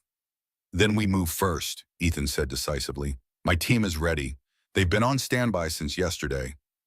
The team consisted of 3 former special operators. Ethan had contacted men who now worked in private security but maintained their specialized skills. Isabella had met them briefly the previous evening, hard-eyed professionals who treated Ethan with unmistakable respect, calling him captain, despite his protests. "What's my role?" Isabella asked, surprising herself again with how invested she'd become in this operation. 3 days ago, her world had revolved around market indices and corporate acquisitions. Now she was helping plan what amounted to a covert rescue mission. "You're our eyes," Ethan explained. "You'll monitor their financial channels from a secure location, alert us to any changes. If they start moving money unexpectedly, it could signal they have detected us." Isabella nodded, oddly comforted by having a defined responsibility. In her world, she was always in charge, always the decision maker. In Ethan's realm, she was a novice, and there was relief in deferring to his expertise. "What about Tommy?" she asked. "Still in custody but cooperating fully. Detective Wilson is keeping him informed through secure channels." Ethan's expression grew serious. "If this works, his testimony becomes even more valuable to the prosecution. These organizations rarely face justice because witnesses are too afraid to talk." "And if it doesn't work?" Isabella voiced the question they had both been avoiding. Ethan met her gaze directly. "Then we try again. I don't leave people behind." The simple statement carried the weight of a personal code of values forged in circumstances Isabella could barely imagine. She'd encountered many powerful men in her career, titans of industry, political influencers, billionaires, who could move markets with a word, but none had conveyed the quiet authority that Ethan Carter did when speaking of rescue and responsibility. Tonight, then, she confirmed, feeling a curious mixture of anxiety and determination. "Tonight," Ethan agreed, "and Isabella, thank you. What you've done, most people wouldn't have gotten involved." "Most people haven't seen what we saw," she replied. "Haven't heard a father beg for his daughter's safety." The operation unfolded with precision that bordered on anticlimactic. From her position in a secure room at Meridian Capital, Isabella monitored financial channels while Ethan's team executed the extraction. Through encrypted communications, she tracked their progress: approach, perimeter breach, security neutralization, target acquisition. Just 90 minutes after commencement, Ethan's voice came through her headset. "Package secured, healthy and intact, returning to rendezvous point." Isabella exhaled a breath she hadn't realized she was holding, relief washing through her in a dizzying wave. Somewhere in New Jersey, a 7-year-old girl had been freed from captivity, was being transported to safety, would soon be reunited with her father. But the night wasn't over.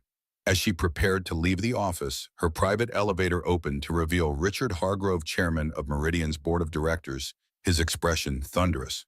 "What the hell are you doing, Isabella?" he demanded without preamble. "Playing vigilante with our company resources."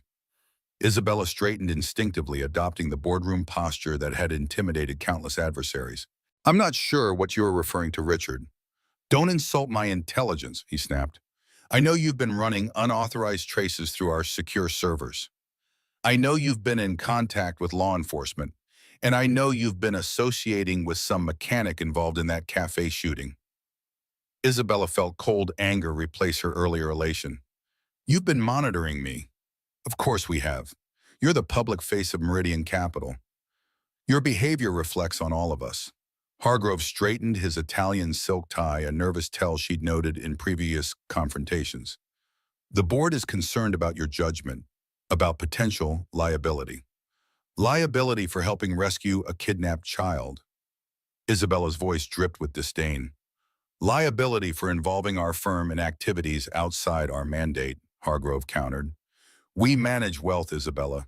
We don't play cops and robbers. Those robbers were running a human trafficking operation, Isabella said coldly, including children. A tragic situation for law enforcement to handle, Hargrove agreed smoothly. Not our concern. Not our concern, Isabella repeated the words, tasting bitter. Is that who we are, Richard? People who look the other way when it's convenient? We're financial professionals, he replied. We have fiduciary responsibilities to our investors. Responsibilities that don't include crusades, no matter how noble. The elevator doors opened again, revealing Hargrove's executive assistant with a tablet.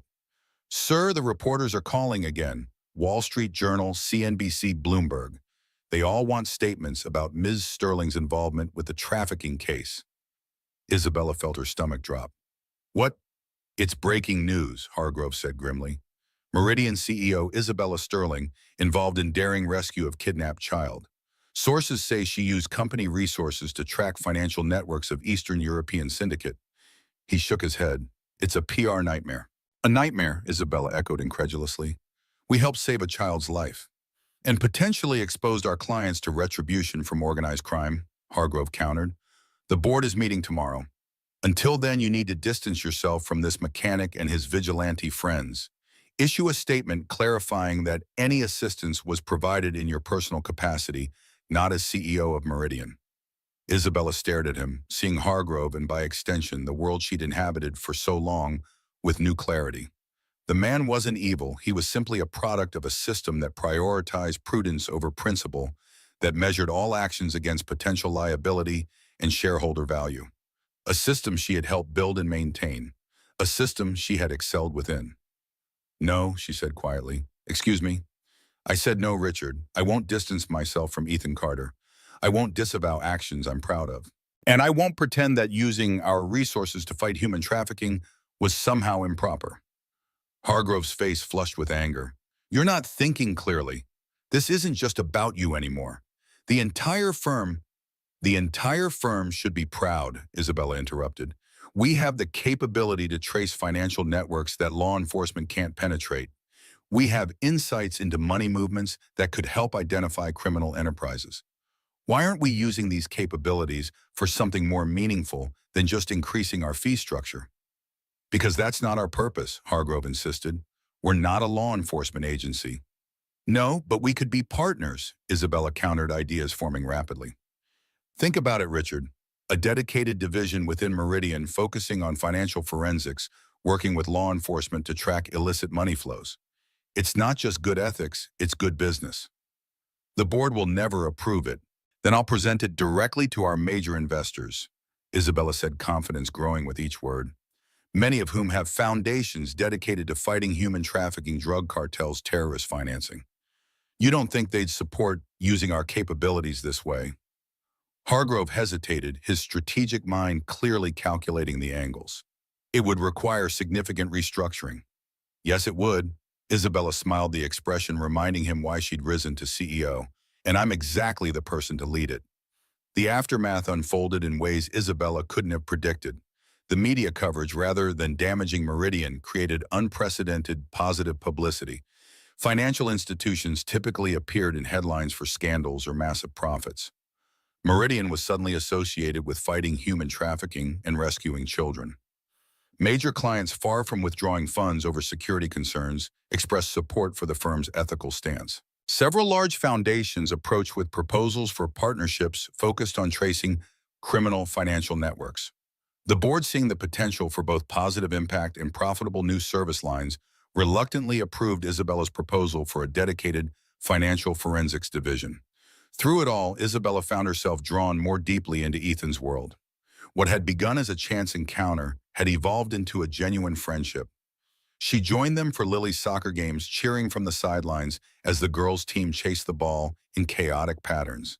She helped with homework, discovering a talent for explaining mathematical concepts that had Lily declaring her even better at math than Daddy. For his part, Ethan showed her aspects of life she'd never experienced: the satisfaction of physical work when he taught her basic engine maintenance, the joy of community when neighbors gathered for block parties, the peace that came from presence rather than perpetual striving. 6 months after their fateful coffee meeting, they sat together on the bleachers watching Lily's team play. Isabella, now comfortable enough in their friendship to wear jeans and a casual sweater rather than designer labels. "Tommy called yesterday," Ethan said, eyes still on the game. "Wanted to thank you again. The prosecutors are offering him a reduced sentence in exchange for his testimony, 3 years, possibly less, with good behavior." "That's excellent news," Isabella said, genuinely pleased. Tommy's daughter Emma had been placed with her maternal grandparents while her father served his time. The little girl was receiving therapy and adjusting well, according to reports. "He asked me to thank you specifically," Ethan continued. "Said without your help, he might never have seen his daughter again." Isabella shook her head. "It was a team effort." "It was," Ethan agreed, "but your part was crucial. Not many people would have risked what you did." The simple acknowledgement warmed Isabella more than any corporate award or financial achievement ever had. In the months since the robbery, she'd begun reevaluating her measures of success, questioning priorities that had once seemed immutable. "Do you ever miss it?" she asked suddenly. "The adrenaline, the missions, the clear purpose?" Ethan considered the question seriously. "Sometimes. There's a clarity in that kind of work. Good guys, bad guys, objectives to achieve. Civilian life is messier, more ambiguous. But you prefer it anyway." "I prefer being here for Lily," he said simply. "Prefer building things to destroying them.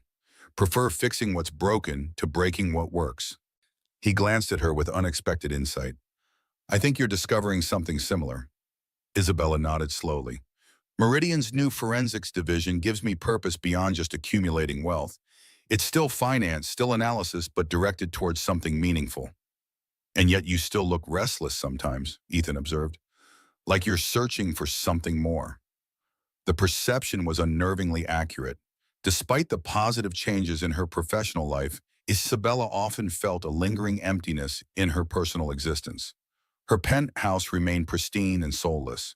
Her social circle consisted largely of business associates rather than friends. The walls she'd built for protection had become a prison of isolation. "I'm not very good at balance," she admitted. "It's always been all or nothing for me. Total commitment to career, total avoidance of vulnerability." "Balance takes practice," Ethan said, "like any skill." Isabella watched as Lily scored a goal, her small face lighting up with triumph as teammates surrounded her with enthusiastic high fives. "You make it look easy." "It's not," Ethan said with a quiet laugh. "I still check exits everywhere we go. Still have nightmares sometimes. Still struggle with letting people get close." He paused. "But I keep trying. For her, for myself." The conversation might have continued, but Lily came running over during a break, face flushed with excitement. Did you see my goal?"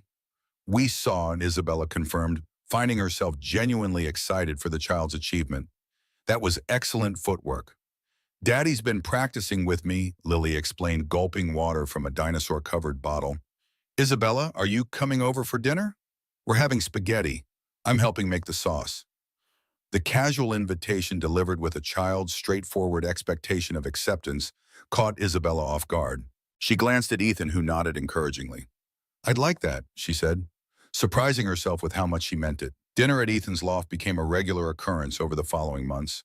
Once weekly, then twice, then often enough that Isabella had her own designated mug for morning tea. The rhythms of their household, Lily's homework routine, Ethan's workshop hours, weekend grocery shopping, and became familiar touchstones in a life previously measured only by market closings and quarterly reports. A year after their first meeting, Isabella found herself helping Ethan rebuild an engine on a Sunday afternoon, her hands covered in grease, designer watch carefully set aside. Lily sat nearby at a workbench constructing what appeared to be a model volcano for a science project. Pass me the 10mm socket, Ethan requested, his focus on a particularly stubborn bolt. Isabella selected the correct tool from the organized array beside her, placing it in his outstretched hand with the confidence of someone who'd performed this task many times before.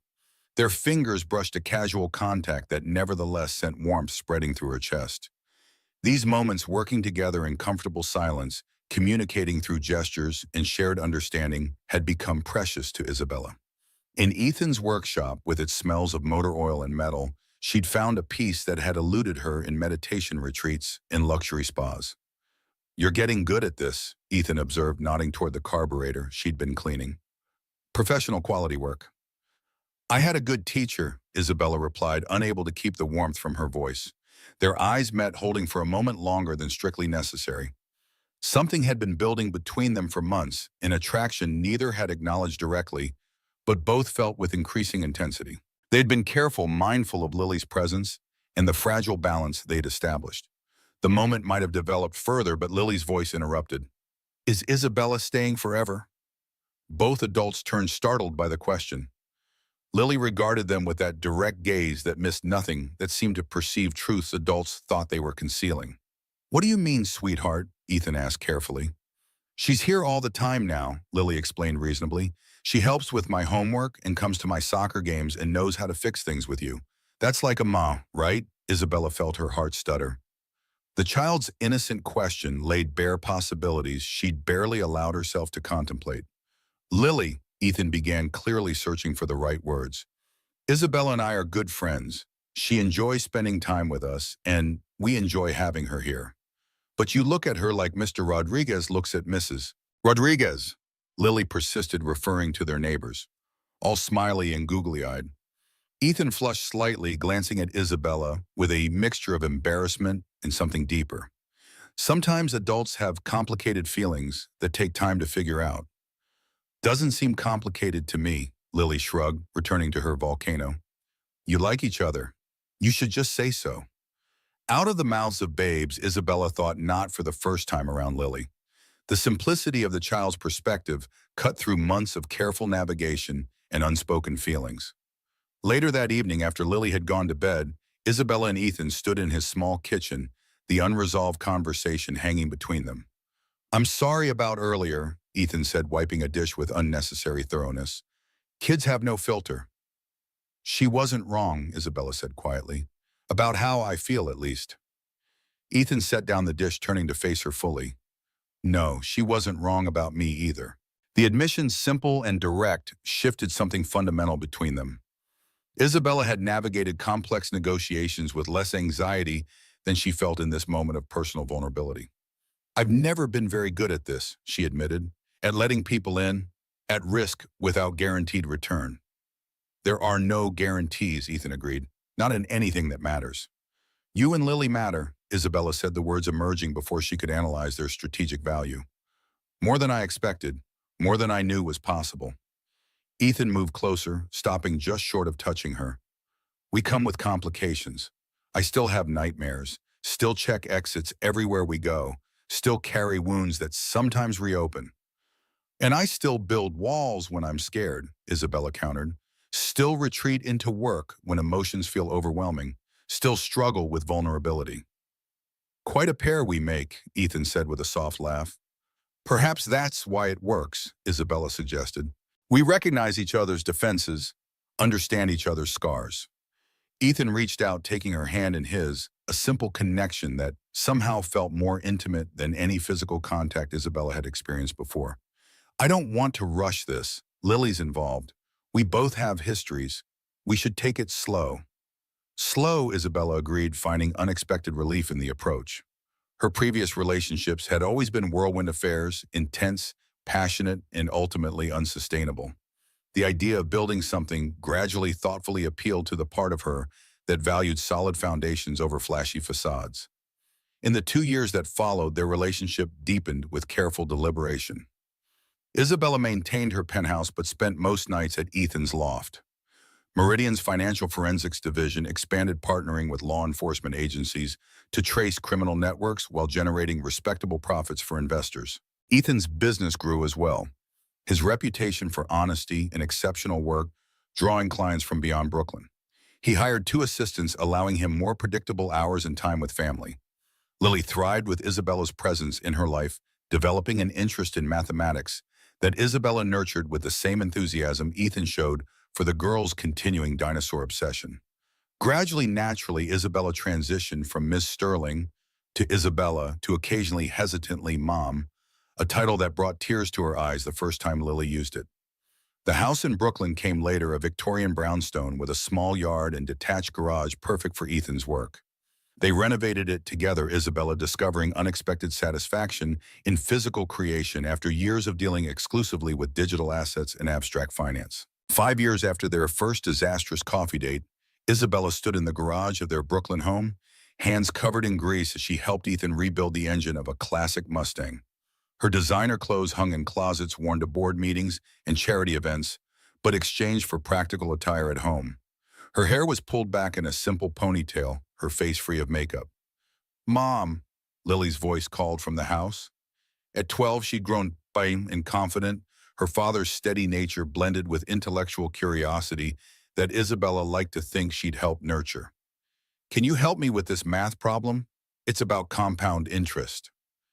Coming, Jay, Isabella called back, wiping her hands on a shop rag. Just let me finish tightening this bolt. Ethan watched her with quiet appreciation. Who would have thought the CEO of Meridian Capital would be so good with a socket wrench? Who would have thought a former Green Beret would be teaching finance to middle schoolers? Isabella countered, referencing the volunteer work Ethan had recently begun at Lily's school. He smiled, the expression reaching his eyes in a way it hadn't in their early acquaintance. The hypervigilance was still there. He still checked extras, still preferred to sit facing doors in restaurants, but it had eased with time and security. The nightmares came less frequently now, and when they did, Isabella was there to ground him in the present. For her part, Isabella had learned to lower the walls she'd built so carefully. She still managed Meridian with decisive efficiency, but no longer measured her worth solely by professional achievement. The woman who had once dined alone at a 12-foot table now relished family meals around their scratched kitchen island, where conversations ranged from dinosaur evolution to market trends to Lily's social dynamics at school. We've come a long way from that cafe, Ethan observed, setting aside his tools. Isabella nodded, remembering the contempt with which she'd dismissed him, the way she'd wielded her success like a weapon. Sometimes I can't believe that was only 5 years ago. It feels like another lifetime. In many ways it was, Ethan agreed, for both of us. He was right. The Isabella Sterling who had entered Manhattan Brew that morning, armored in designer clothes and ruthless ambition, would hardly recognize the woman who now stood in a Brooklyn garage with grease-stained hands and contentment in her heart. Nor would that earlier version of herself have predicted finding fulfillment in a blended family with a mechanic and his dinosaur-obsessed daughter. Mom, Lily called again more insistently, this problem set is due tomorrow. Duty calls, Isabella said, smiling at the impatience in Lily's voice. The financial education of the next generation cannot wait. As she headed toward the house, Ethan caught her hand, pulling her back for a quick kiss. I love you, he said simply, even with engine grease on your cheek. Especially with engine grease on my cheek, Isabella corrected, returning the kiss before pulling away. That's when you know it's real. And it was real, more real than anything Isabella had known before. The empire she'd built from spite and ambition had its place, but it was here in this imperfect, beautiful life they'd constructed together that she'd found what truly mattered. The tower she'd once inhabited now seemed like a distant memory, a gilded cage she'd mistaken for achievement. She still visited, occasionally maintaining the penthouse for late work nights or client entertaining, but it was the Brooklyn brownstone with its dinosaur decorations and engine parts and family photographs that she called home. As Isabella settled at the kitchen table beside Lily, helping her navigate the complexities of compound interest, she caught sight of Ethan through the window, still working in the garage. He looked up at that moment as if sensing her gaze and smiled, the connection between them as tangible as the tools in his hands. 5 years ago, a chance meeting and an armed robbery had shattered Isabella's carefully constructed world. From those broken pieces, she'd built something stronger, more authentic, more joyful than she'd believed possible. Not a tower of isolation, but a home built on solid ground with doors that opened both ways and windows that let in light from all directions. And in that home, Isabella Sterling, still CEO, still formidable, but no longer alone, had finally found the courage to come down from her tower and discover that the world outside was worth the risk after all.